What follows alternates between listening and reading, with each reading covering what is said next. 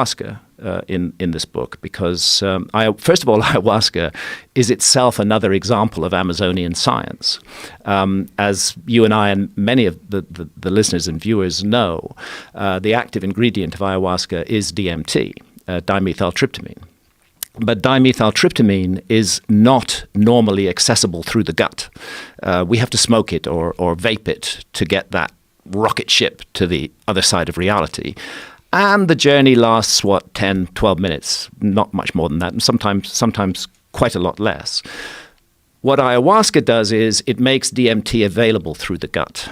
The reason it's not available through the gut is because of an enzyme in the gut called monoamine oxidase. And that switches off DMT on contact. The ayahuasca vine, which is one of the two ingredients of the ayahuasca brew, the other ingredient is leaves that contain DMT. The ayahuasca vine contains a monoamine oxidase inhibitor, which switches off the enzyme in the gut and allows the DMT to be accessed orally, which produces a rather different journey from the smoked or vaped DMT trip. It's a much longer journey. It's 4 or 5 hours. It allows you to integrate and to interrelate with the strange landscapes in which you find yourself amongst. And the entities that you encounter, I'm not making any claims about the reality status of those entities, but what I am saying, and it's a fact, is that people who work with DMT and ayahuasca do encounter what they construe to be entities who communicate with them intelligently. So somebody in the Amazon, out of 150,000 different species of plants and trees, selected 2 that are not psychoactive on their own, but when put together, create an extraordinary visionary brew. And ayahuasca means the vine of the dead. And what it's connected to in South American religious and spiritual thinking is what happens to us when we die. And the Tucano, who are an Amazonian people who work regularly with ayahuasca, I mean, the Tucano actually will give a teaspoonful of ayahuasca to a newborn infant. They feel ayahuasca is so important that there is a hidden realm around us which we are not normally aware of, and we need to be aware of it. And ayahuasca is an important part of that. In their ayahuasca journeys, the Tucano shamans experience visions, and they will then come back to an alert, normal problem-solving state of consciousness, and they will paint and depict their visions. And what's intriguing, and I go into it in the book, is that quite a number of the Tucano paintings of the other world, of the afterlife realm, of the entrance to the other world, are geometrical, and they look exactly like the geoglyphs. So I'm beginning to wonder whether these geoglyphs were part of a system of spiritual ideas concerning what happens to us after death and what we need to do in this life to ensure a beneficial outcome. And oddly enough, that same system of ideas is found in the Mississippi Valley. In the Amazon, it involves particularly ayahuasca and the belief that the ayahuasca journey takes you to the afterlife realm and a journey along the Milky Way. In the Mississippi Valley, the mound builder sites up and down the Mississippi Valley, particularly Moundville in Alabama, exactly the same system of religious ideas associated with geometrical constructions, that on death, the soul, they're very specific, ascends to the constellation of Orion, transits from the constellation of Orion to the Milky Way, makes a journey along the Milky Way, which they call the path of souls, and encounters challenges and ordeals where the soul must account for the life that it has lived. Then we go to Egypt, and what do we find? The same system of ideas. The soul must rise up to the constellation of Orion. There's a narrow shaft cut through the southern side of the Great Pyramid of Giza, which targets directly the lowest of the 3 stars of Orion's belt.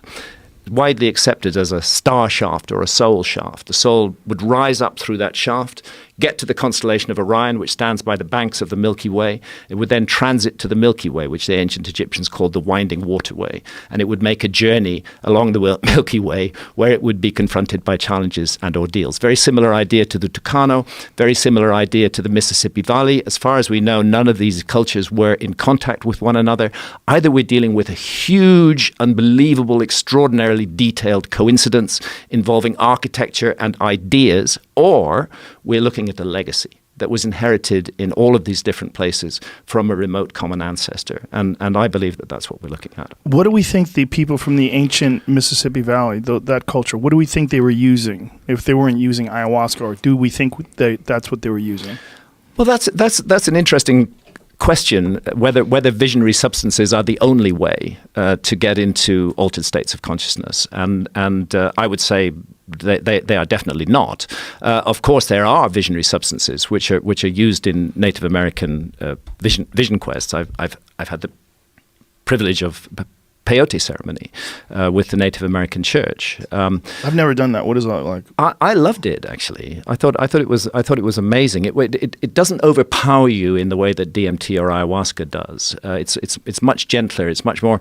You feel much more integrated and connected with nature. Your thought processes are quite clear. It felt just like a very beautiful and healing experience. And I loved the ceremony that I'm inside a teepee with 30 or 40 other people, and that there are specific roles that are assigned to those different individuals. One will keep the door, another will be responsible for the fire, which is a work of art in itself. Just gazing into that fire and the glowing embers is enough to induce an altered state of consciousness on its own. Incredible drumming, which drives your state of consciousness into a kind of peak experience. This is a technology for accessing other levels of experience and other levels of reality. And it's clear that the Native Americans had a number of advanced technologies in this area. The sun dance doesn't use a substance, but it uses austerity, it uses pain to drive an altered state of consciousness. The objective in every case seems to be, let's just for a while get ourselves out of the narrow, rigid frame of the alert problem-solving state of consciousness. We all need that. It's incredibly useful. Hunter-gatherers need it just as much as people in cities need it.